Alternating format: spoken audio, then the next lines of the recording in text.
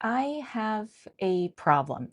I love trying new skincare products and learning about them, but it's not really a problem if I'm enjoying myself, right? Anyway, let's get into the products I tried recently that were hits and the ones that I thought were flops. I'm Dr. Sarah Sheu, and I'm a dermatologist in the United States. Let's get right into it. Number one is the Japanese sunscreen Biore UV Aqua Rich Watery Essence. A fellow dermatologist told me that this is her picky daughter's favorite sunscreen. I'm not sure why I didn't give it a chance before. I tested it once and then it got lost in my huge sunscreen drawer, but this is a widely loved sunscreen, and now that I'm using it more consistently, I can see why. It has a lightweight gel texture, it's super easy to spread. For the first minute or so, it does feel a tiny bit sticky, but once it dries down, it leaves my skin feeling really smooth and moisturized. It's one of my favorite sunscreens to use on my body because it's really inexpensive. It's super easy to spread over large surface areas like my arms or back, and it has the modern UV filters that are common in Asian and European sunscreens, which are more protective than in American sunscreens. The UV filters in this sunscreen are the UVB filters octinoxate and Uvinol T150, the broad spectrum filter Tinosorb S, and the UVA filter Uvinol A+. I like it less for my face because the film that it forms is a little bit on the thicker side, and I don't really like that feeling. People who have only used US market sunscreens, though, face or body, you're probably going to love this sunscreen, even if the film is slightly thicker than other Asian sunscreens, because you've been living a deprived life. Back in 1999, when the last chemical sunscreen filter was approved in the US, people were worried that their computers and everything that relied on computers were going to break in the year 2000. Anyway, the biggest criticism that I read about this sunscreen is about its alcohol content in the form of ethanol.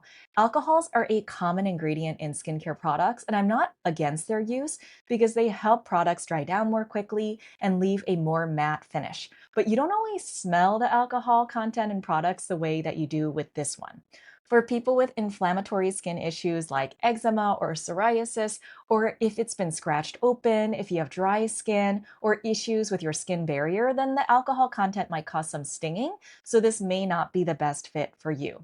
For people who don't struggle with these issues and are looking for a protective, spreadable, inexpensive body sunscreen, this one might be a good fit for you. So thank you, friend, for reintroducing me to this guy. I feel like I haven't been representing the really great Japanese sunscreens that are out there, but I'll try to do a better job of that in the future. I heard that the Anessa line is really great, and I still need to check those out. Bottom line, I would definitely buy this product again. Next is mixsoon's Galactomyces Ferment Essence. I wasn't expecting the consistency of this product to feel so thin. It basically feels like water. Based on the pump packaging, I was expecting more of a serum consistency. Like the name tells you, this product's star ingredient is galactomyces, specifically Galactomyces ferment filtrate. Galactomyces is a type of yeast that plays a role in sake or Japanese rice wine fermentation. As the rice ferments, it's broken down into things like vitamins, antioxidants, and lactic acid. These compounds are then collected and separated out from the yeast. The separated part is the Galactomyces ferment filtrate that's in this product and the original in Galactomyces ferment products, which is the very high end and expensive brand SK2.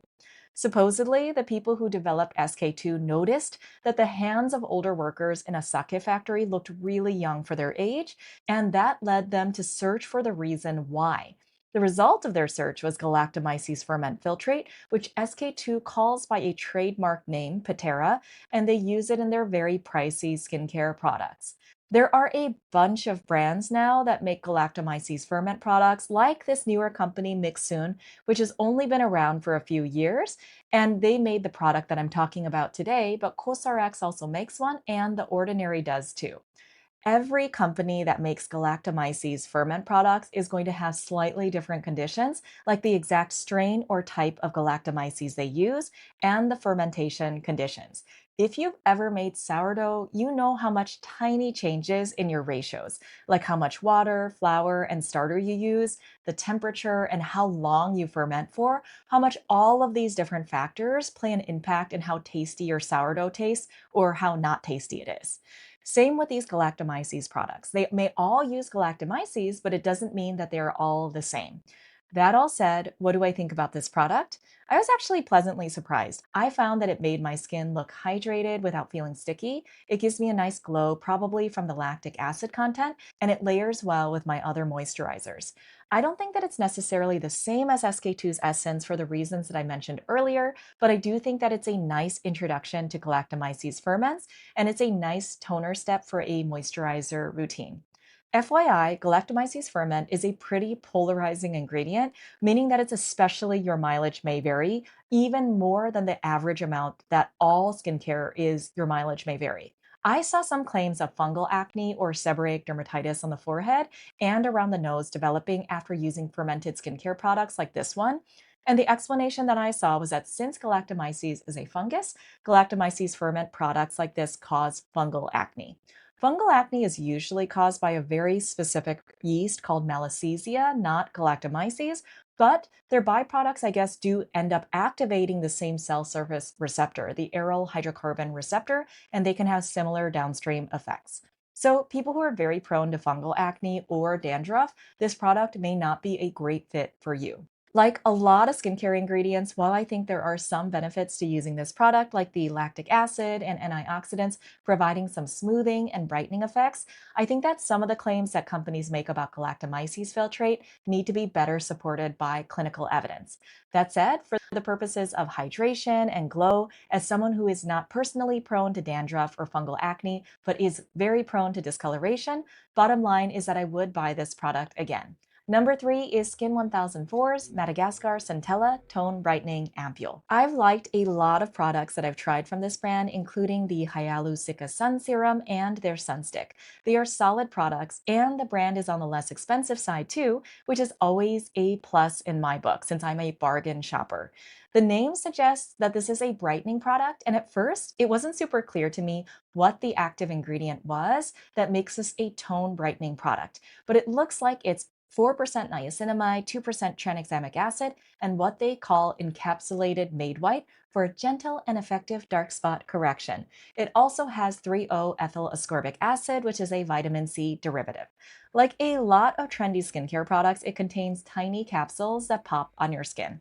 The popular Estura Autobarrier Cream has tiny popping ceramide capsules. Same with Abib's Glutathione Serum, which contains glutathione beads. It makes for a very pretty and TikTok friendly product.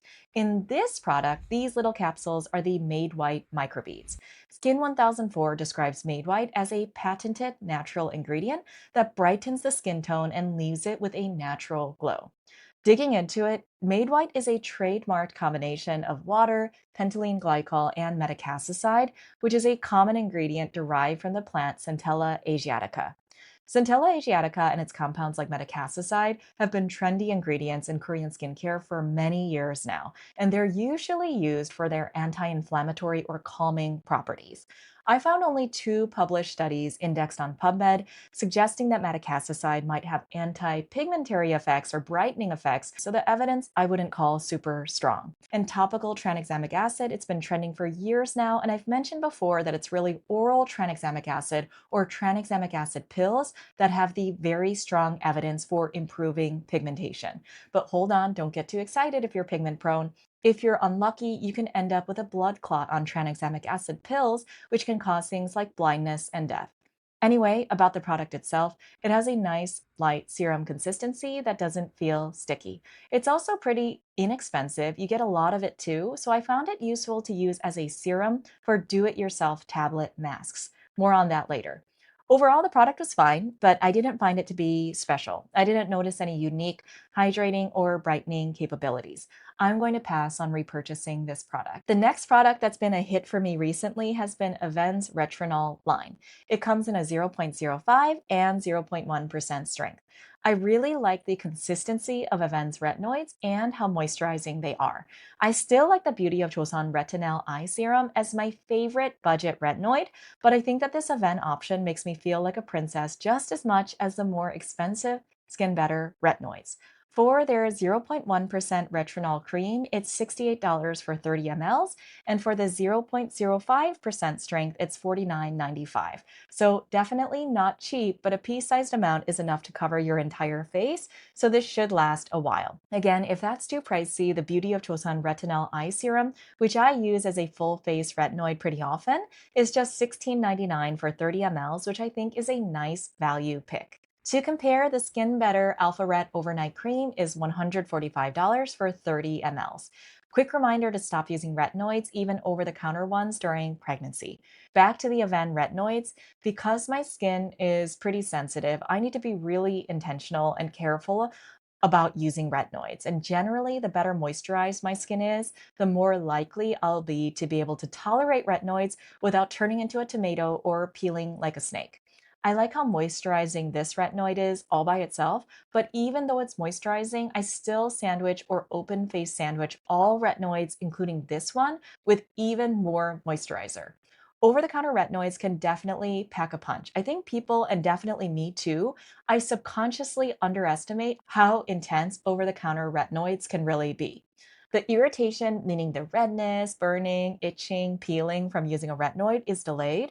So even if it's too harsh on your skin, usually you won't find out for 3 or 4 days. And if you've been using that new retinoid every day for the 3 or 4 days that irritation is building, you're in for a bad time if you start to experience this delayed irritation, because it's probably going to get worse before it starts to get better, even when you stop using that retinoid. Anyway, I forgot that in the past, I used the lower strength 0.05 version. So when I started using it again recently at the 0.1% strength, I accidentally overdid it and I peeled for a long time.